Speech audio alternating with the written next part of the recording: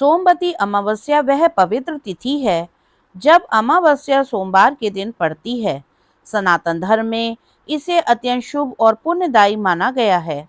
शास्त्रों के अनुसार इस दिन स्नान, दान, जप, तप, पीपल पूजन और भगवान विष्णु तथा शिव जी की आराधना करने से अक्षय पुण्य की प्राप्ति होती है। विवाहित महिलाएं अपने पति की दीर्घायु, सुखी दाम्पत्य जीवन और परिवार की समृद्धि के लिए यह व्रत रखती हैं। मान्यता है कि इस दिन श्रद्धा पूर्वक व्रत और पूजा करने से अनेक जन्मों के पापों का क्षय होता है तथा जीवन में सुख, शांति और सौभाग्य का आगमन होता है। तो आइए जानते हैं सोमवती अमावस्या की व्रत कथा। एक गरीब ब्राह्मण का परिवार था। उस परिवार में पति पत्नी के अलावा एक पुत्री भी थी। वह पुत्री धीरे धीरे बड़ी होने लगी। उस पुत्री में समय और बढ़ती उम्र के सभी स्त्रियोचित गुणों का विकास हो रहा था। वह लड़की सुंदर, संस्कारवान एवं गुणवान थी, किंतु गरीब होने के कारण उसका विवाह नहीं हो पा रहा था। एक दिन उस ब्राह्मण के घर एक साधु महाराज पधारे। वो उस कन्या के सेवा भाव से काफी प्रसन्न हुए।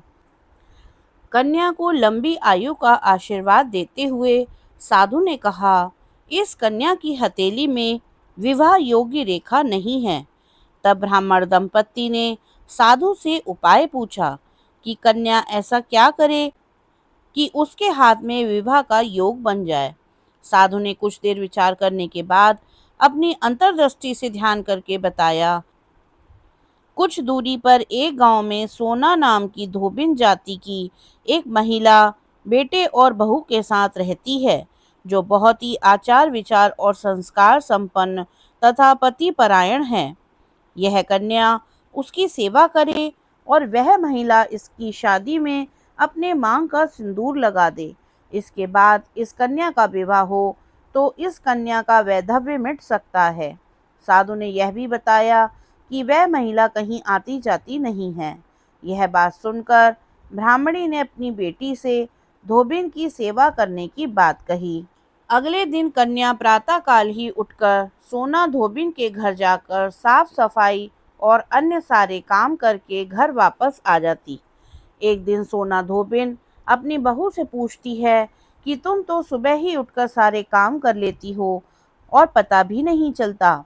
बहू ने कहा, माँ जी, मैंने तो सोचा कि आप ही सुबह उठकर सारे काम खुद ही खत्म कर लेती हो। मैं तो देर से उठती हूँ।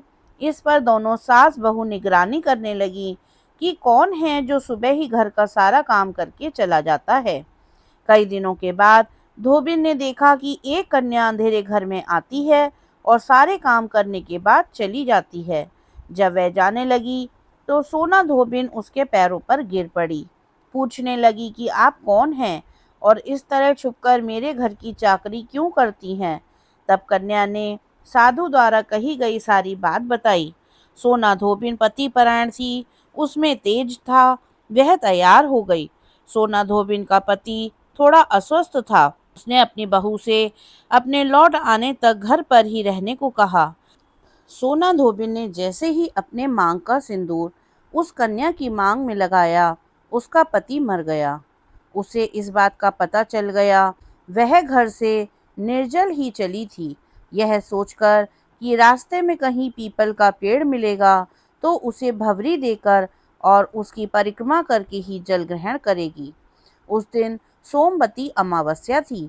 ब्राह्मण के घर मिले पुए पकवान की जगह उसने ईंट के टुकड़ों से 108 बार भवरी देकर 108 बार पीपल के पेड़ की परिक्रमा की और उसके बाद जल ग्रहण किया।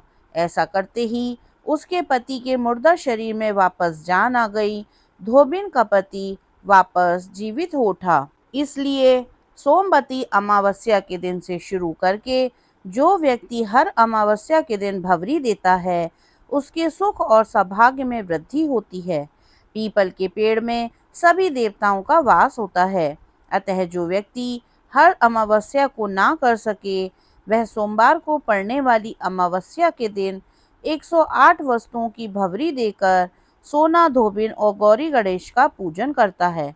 उसे अखंड सौभाग्य की प्राप्ति होती है। ऐसी प्रचलित परंपरा है कि पहले सोमवती अमावस्या के दिन धान, पान, हल्दी, सिंदूर और सुपारी की भवरी दी जाती है।